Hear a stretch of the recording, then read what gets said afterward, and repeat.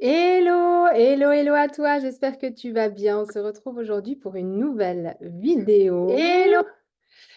où je vais te parler de lutte et de kilos à perdre. Donc j'espère que tu vas bien et je voulais te questionner aujourd'hui sur comment est-ce que tu te sens dans ton processus en fait de perte de poids. J'ai parlé pas mal cette semaine des kilos émotionnels, on a travaillé là-dessus avec 5 ateliers offerts où on a beaucoup travaillé sur le mental, sur le mindset, sur la psychologie. Et c'est là-dessus que j'aimerais revenir aujourd'hui. Donc dis-moi si c'est un sujet déjà qui t'intéresse. C'est toujours assez intéressant de savoir d'où tu pars. Et c'est vrai que je me suis pas mal aussi questionnée moi-même par rapport à mon rapport à l'alimentation et au fait d'être nutritionniste et d'accompagner aussi des nutritionnistes à se développer. Et j'ai fait le parallèle un peu entre mes clientes et moi et les personnes dans la nutrition que j'accompagne. Et je me suis rendu compte que finalement, il n'y a pas de miracle pour réussir, pour atteindre ses objectifs. Donc, on ait des objectifs de perte de poids, qu'on ait un objectif aussi juste de bien s'alimenter pour être bien dans sa peau, bien dans sa vie, ou alors qu'on ait l'objectif de transmettre, de transmettre son savoir quand on est nutritionniste et qu'on cherche des clients, bah, l'idée c'est de transmettre et de pouvoir impacter et aider la personne qui a besoin justement de perdre du poids, de se sentir mieux dans sa peau, de vaincre des troubles alimentaires, etc. Qu'on est là, l'un ou l'autre objectif, pardon, eh bien finalement, c'est toujours la même histoire, ça va dépendre de soi. Et ça, c'est très, très, très intéressant puisqu'on se rend compte qu'il n'y a pas de recette miracle et donc que tu peux lire 150 livres sur la nutrition. Tu vas certainement en trouver peut-être 3, 4, bien évidemment, qui vont coller à toi. Enfin, j'espère plus quand même sur 150 000, mais tu m'as comprise. Tu vas trouver des livres qui vont vraiment te parler et il y en a d'autres qui vont pas du tout te parler. Si je reviens quelques secondes à moi et si toi tu m'écoutes, c'est certainement parce que tu n'as pas une vision très technique de la nutrition. Alors excuse-moi, je suis en train de m'étouffer. Période d'hiver, donc petit virus dans la gorge, c'est pas grave. Donc voilà, tu es certainement là parce que justement tu ne crois pas en cette technicité des calories. C'est vrai que dans ma formation, bien évidemment que j'ai appris à faire des plans nutritionnels à base de calories, tant de calories en protéines, tant de calories en glucides, tant de calories en lipides, tant de grammes par rapport à un poids, par rapport à un objectif, etc. Bien sûr que c'est intéressant, ça fait partie des bases, il faut les connaître. Mais encore une fois, je ne suis pas du tout sur cette approche. Si je t'accompagne, je ne suis pas du tout sur l'approche de la distinction de telle ou telle calorie, puisque moi, ce qui m'intéresse, c'est plutôt de reconnecter ton corps et ton esprit en partant du principe que tu as absolument tout en toi, que ton corps sait exactement comment se nourrir, mais qu'on a perdu tous les signaux, ou même qu'on les a parfois pas mis en place du tout, et que du coup, ça te dérègle complètement dans ta manière de t'alimenter, qui se confond, qui fait un amalgame en plus de ça avec les émotions que tu vis au quotidien. Donc, tu as beau rentrer dans un plan calorique, bien évidemment, il va peut-être fonctionner pendant un mois, 2 mois et te faire perdre du poids, mais dès que tu vas sortir en fait de ce processus, eh bien, tu vas reprendre tes kilos, voire en reprendre plus, parce que finalement, le problème ne sera pas du tout réglé. Donc, moi, ce qui m'intéresse, c'est pas ça, c'est d'aller au-delà de ça, et c'est d'aller vraiment sur cette sensation que nous avons par rapport à la nourriture et cette capacité à ressentir les besoins de notre corps. Et c'est pour ça que je te dis que ça va un peu plus au-delà de la nutrition parce que je le travaille aussi bien avec les personnes que j'accompagne, donc dans mon programme en ligne essentiel, que avec les nutritionnistes que j'accompagne pour développer en fait leur profession. Nous avons encore une fois absolument tout en nous, sauf que nous sommes complètement bloqués et on n'a pas du tout l'habitude, enfin, à moins que tu sois vraiment ouverte à ça et que tu te sois renseignée, mais la plupart du temps, on n'a pas trop l'habitude de se faire confiance et de partir sur nous-mêmes, sur nos sensations, sur nos émotions. Et du coup, eh bien, plus on va lutter contre nos émotions en essayant de coller à une méthode, plus on va créer des résistances. Plus ça va créer de la frustration, plus ça va créer aussi du mal-être parce que tu auras l'impression que tu es nul, que tu ne vas pas y arriver. Encore une fois, que tu sois nutritionniste et que tu aies envie d'attirer des clients à toi pour faire fonctionner ta boîte, et ben plus tu vas lutter sur des techniques, moins tu vas amener de monde et plus tu vas te dire, bah, finalement, est-ce que je suis une bonne nutritionniste? Est-ce que c'est vraiment ça que j'ai envie de faire? Est-ce que j'ai bien fait de me reconvertir? Est-ce que je ne devrais pas faire un autre métier, et cetera. Que toi, si tu as des soucis avec l'alimentation, où tu vas te dire, ah ben finalement, je sais exactement ce qu'il faut faire. Je suis allée voir une nutritionniste, elle m'a donné des plans alimentaires, elle m'a dit de pas manger ça, de faire comme ci, de faire comme ça. Et pourtant, j'y arrive pas. Eh ben, c'est normal. Tu es juste humaine, en fait.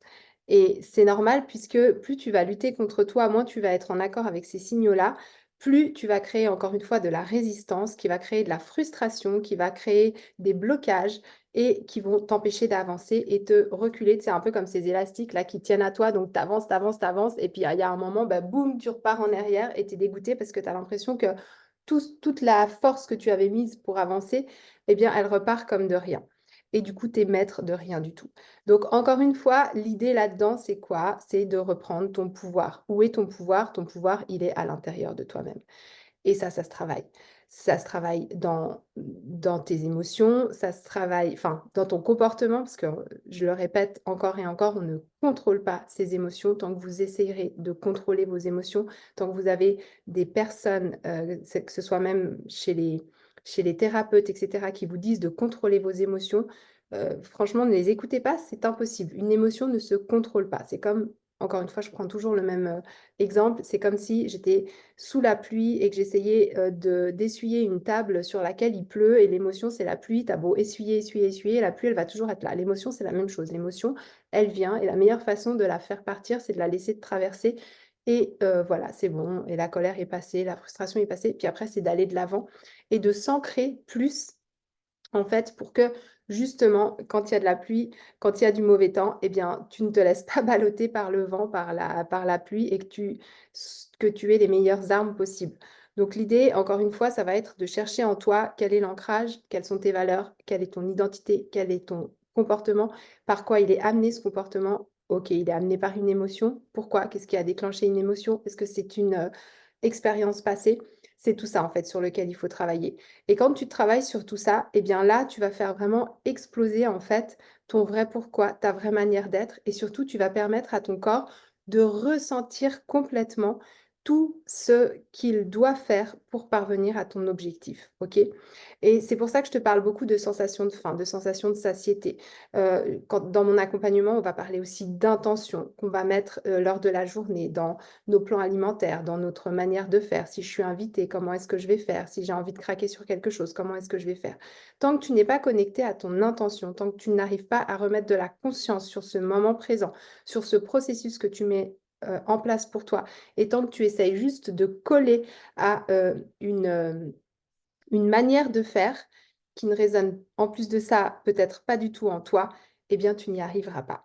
Et c'est bien pour ça que malgré toutes les techniques alimentaires qui peuvent s'être développées depuis ces dernières années, eh bien on va retrouver des femmes qui n'arrivent pas à faire ce qu'il faut, même si elles ont du diabète, même si elles ont du cholestérol, même si leur santé est en danger, tant qu'en fait tu vas lutter contre justement cette nourriture émotionnelle, si on parle, si on en revient à la nourriture émotionnelle, tant que tu vas lutter en fait contre tes émotions et que tu vas essayer de te cantonner à une manière de faire, à un comportement qui n'est pas intégré par ton être, eh bien, tu vas penser à cette élastique, tu vas aller de l'avant, aller de l'avant, aller de l'avant, puis à un moment, ça va craquer et bam, tu vas retourner en arrière. Et ça, c'est ce que j'aimerais vraiment que tu comprennes aujourd'hui pour que tu puisses avancer dans ton processus, pour que tu puisses te dire, OK, je comprends, c'est pour ça que j'ai fait tant de régimes et c'est pour ça que mes régimes ne fonctionnent pas. C'est qu'en fait, je ne suis pas connectée à mon processus. C'est qu'en fait, je n'ai pas travaillé sur moi pour le trouver, pour savoir quand est-ce que je mange, pourquoi je mange, est-ce que j'ai faim, quand est-ce que je suis rassasiée, à quoi ça correspond. Ok, bah là c'est émotionnel, cette émotion, pourquoi est-ce qu'elle est là? Ok, mon identité, ce que je vis, etc., ce que je veux, comment j'avance dans la vie.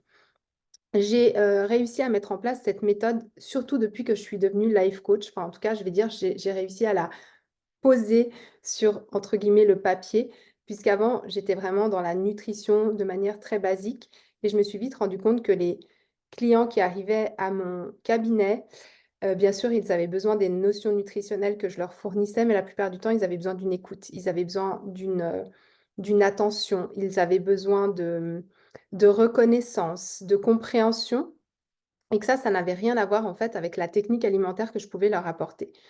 Et vu que je suis une ancienne enseignante, parce que j'ai travaillé durant 12 ans dans le primaire genevois avec des enfants entre 4 et 12 ans, donc avec les parents aussi des enfants, bien évidemment, certains enfants avaient des problèmes. Je travaillais aussi avec des équipes pluridisciplinaires, donc des logos, des ergos, des psychologues, des éducateurs, etc. Et bien tout ça, ça m'a montré aussi que, encore une fois, on ne pouvait pas demander à un enfant de lire et lui amener une technique de lecture sans traiter ses émotions, sans travailler sur l'enfant lui-même, sur ce qu'il vivait, etc. Et ça, c'est super puissant parce que du coup, ça fait que dans ton travail, tu as plus de résultats puisque tu arrives à allier la psychologie à lire, à la nutrition, à écrire, à compter. Enfin voilà, c'est l'enseignement. Donc j'avais déjà cette base. Et puis ensuite, quand je me suis formée en tant que nutritionniste, eh ben, je me suis dit, il me manque quelque chose. Donc je me suis reformée en tant que life coach pour avoir justement ce processus de comment est-ce qu'on recrée une identité chez quelqu'un. Alors, j'aime pas trop le mot recréer une identité. C'est pas vraiment recréer une identité, c'est faire émerger ton identité. Après, tout est en mouvement dans la vie, donc forcément, tu vas pas avoir exactement le même caractère et les mêmes valeurs. Enfin, les valeurs seront les mêmes, mais elles vont pas être exprimées de la même manière suivant si tu as 30 ans, si tu as 50 ans, si tu as 70 ans. Ok, c'est normal, on a des expériences dans la vie, on évolue, mais par contre, tes valeurs, tes racines, c'est quand même les mêmes.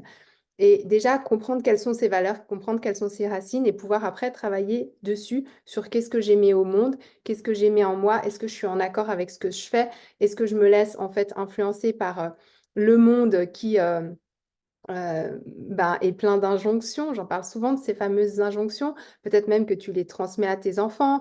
Finis ton assiette, tu n'auras pas de dessert. Voilà, si on a du surpoids, bah, c'est juste qu'on ne fait pas assez de sport et qu'on ne mange pas bien. Tu vois, tous ces trucs qui sont un peu bateaux, là, qui sont un peu mis comme ça, qui te sont ancrés depuis tout petit. Et en fait, ça n'a pas réellement de sens parce que chaque situation est différente. Donc déjà, c'est de savoir, OK, ma définition de la minceur, la définition de la bonne santé, la définition d'un bien-être de mon corps, qu'est-ce que c'est pour moi?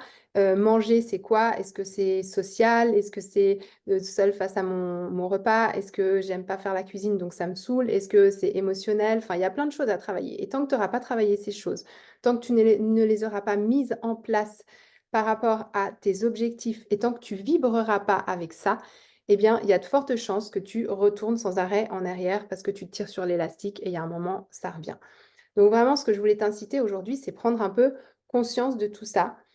Si tu n'as pas vu mes 5 vidéos, donc mes 5 ateliers, vraiment demande-les-moi parce que c'est juste des pépites. Ça va te permettre de mettre des mots et surtout de faire des exercices puisque l'idée c'était de passer à l'action. Donc il y a 5 exercices aussi à faire, à intégrer pour que tu avances dans ce processus de libération de tes kilos émotionnels.